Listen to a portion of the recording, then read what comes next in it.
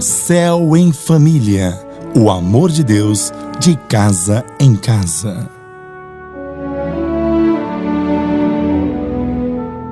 E na reunião de hoje eu quero falar sobre medo. Você tem medo? Já passou por medo? Quais são os seus medos? Quais são os seus temores? Eu quero falar sobre remover os medos. Tirar os medos, ser livre e liberta de todo o medo. Eu quero ministrar sobre isso na tua vida. E o texto está ali em Josué, capítulo 10, versículo de número 13. Diz assim a palavra de Deus, Josué 10, 13. E o sol se deteve e a lua parou até que o povo se vingou de seus inimigos. Não está isso escrito no livro dos justos? O sol, pois, se deteve no meio do céu e não se apressou a pôr-se quase um dia inteiro. Não houve dia semelhante a este, nem antes nem depois dele, tendo o Senhor assim atendido a voz de um homem, porque o Senhor lutava por Israel. Presta bem atenção, existem 4 tipos de medo. Existem 4 tipos de medo.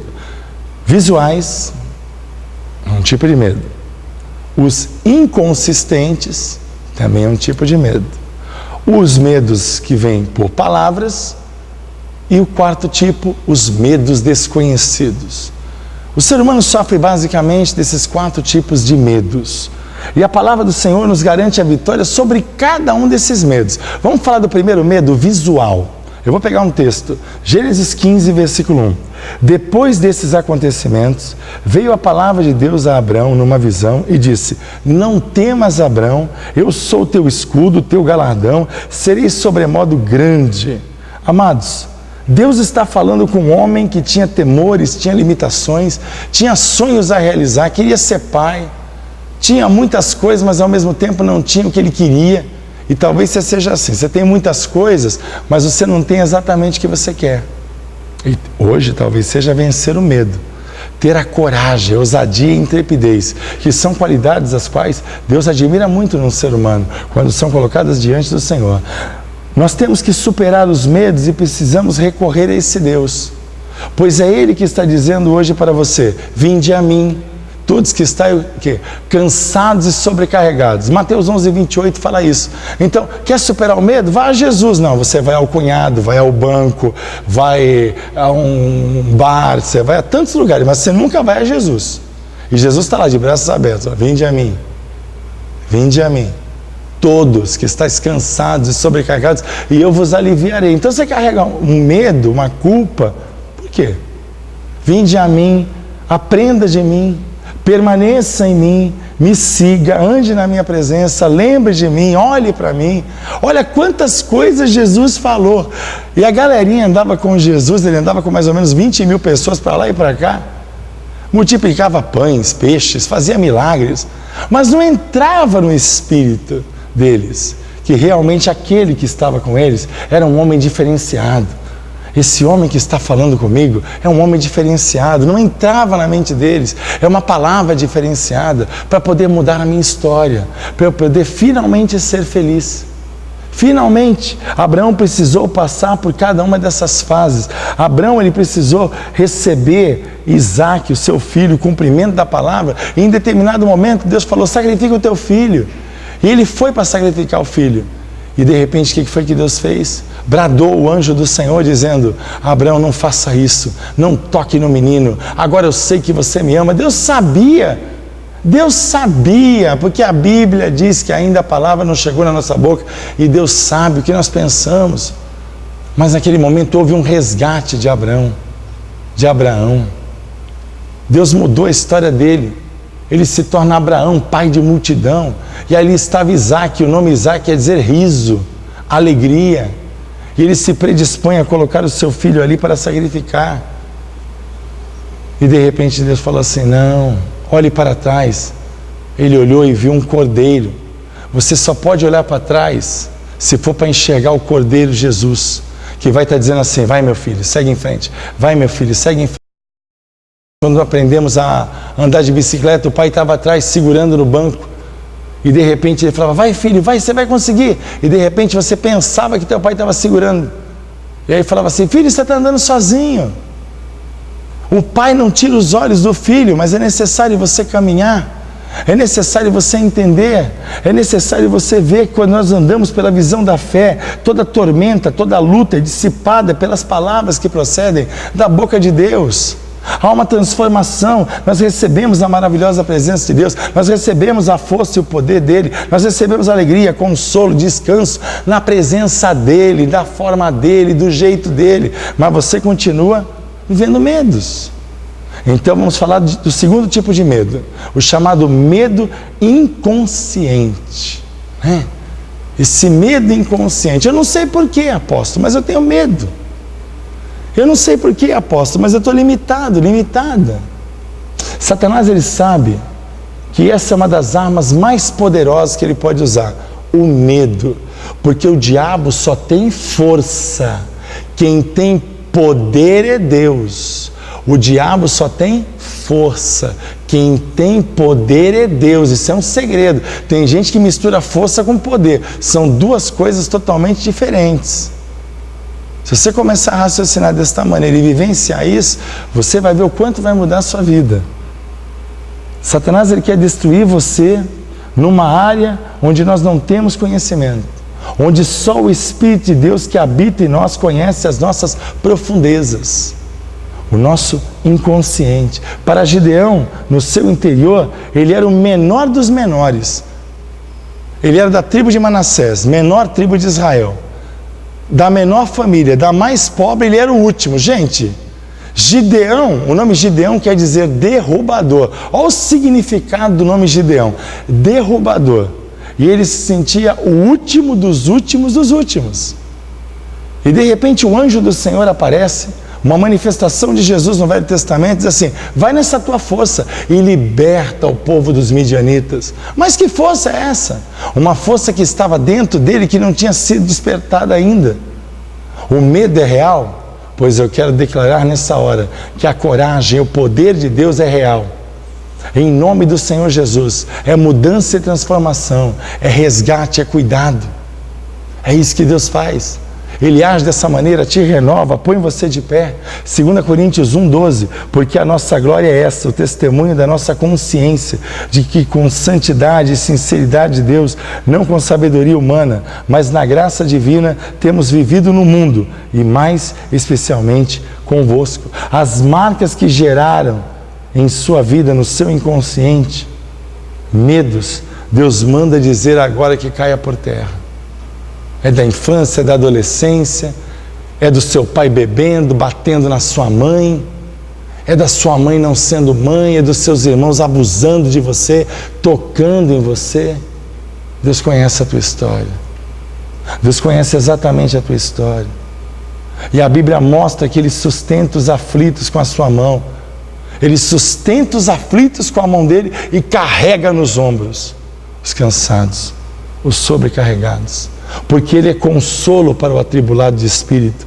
Em Hebreus capítulo 10, versículo 32 diz assim: aproximemo-nos com sincero coração, em plena certeza de fé, tendo o coração purificado da má consciência e lavado o corpo com água pura. Que água é essa? É a água que procede debaixo do trono de Deus, tem um rio de águas cristalinas. E esse rio, quando passa pela minha vida e pela tua vida, limpa todas as coisas, muda todas as coisas. Esse rio de água cristalina é fonte de perdão, é fonte de resgate. Ele passa com essa água e derrama o sangue dele, e pelo nome dele, ele tem uma misericórdia divina e nos liberta de toda condenação no nosso íntimo. Terceiro tipo de medo, o medo por palavras lançadas contra você e contra os seus sonhos. Quem já não disse para você: você não vai conseguir, menina, você não vai conseguir, menino, não vai dar certo. Amados, a sua vida e a minha vida não depende da opinião dos outros, mas depende de toda a palavra que procede da boca de Deus. A nossa vida depende disso. Salmo 12, versículo 6 diz assim: as palavras do Senhor são puras, prata refinada em cadinho de barro, depurada 7 vezes. Sabe o que é cadinho? É um forno de barro.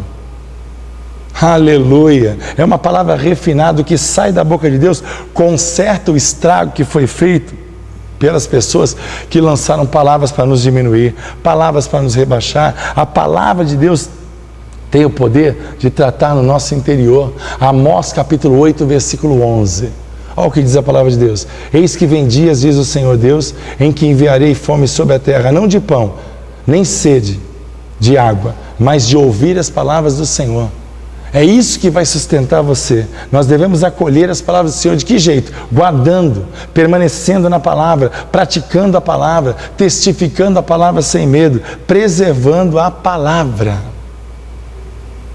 E o quarto tipo de medo? O quarto tipo de medo para mudar a sua história. O quarto tipo de medo são os medos desconhecidos.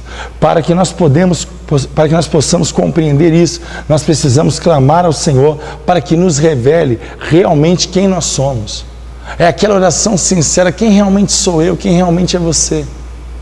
Deus nos coloca nessa posição. Sansão, o nome Sansão quer dizer forte ou filho do sol. Ele era forte, ele tinha uma unção, mas ele não era forte por ele mesmo. Mas houve um momento que ele achou que era forte por ele mesmo. Houve um momento que ele achou que era forte por ele mesmo. E aí ele perdeu sua força, ficou cego e começou a andar em círculos. Você está andando em círculos? Ele ficou andando em círculos, preso. Eu quero dizer para você que se você está andando em círculos, Deus quer mudar a sua história. Pedro, ele precisou descobrir que não era nas suas palavras, não era na sua força. Pedro, ele precisou descobrir que não era no seu conhecimento. A Bíblia diz no Salmo 3, versículo 6: não tenham medo de milhares do povo que tomam posição contra mim por todos os lados. Olha só, Deus vai à frente, protege a minha vida, a tua vida, Ele é nossa retaguarda, Ele nos protege à direita, à esquerda, por trás, por diante, Ele é uma muralha, Ele é o socorro bem presente no dia da angústia. Você está com medo do quê? Você está com medo de qual situação? Nós estamos rodeados por todos os lados, e Satanás quer que você viva a mentira do medo. É mais uma mentira dele, é mais uma mentira dele, mentira.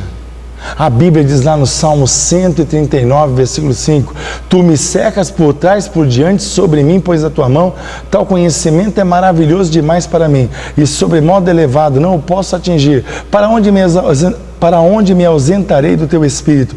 Para onde fugirei da tua face? Amados, esse é o Deus que nos salva, nos sonda, nos lava, mostra a sua glória, nos envia.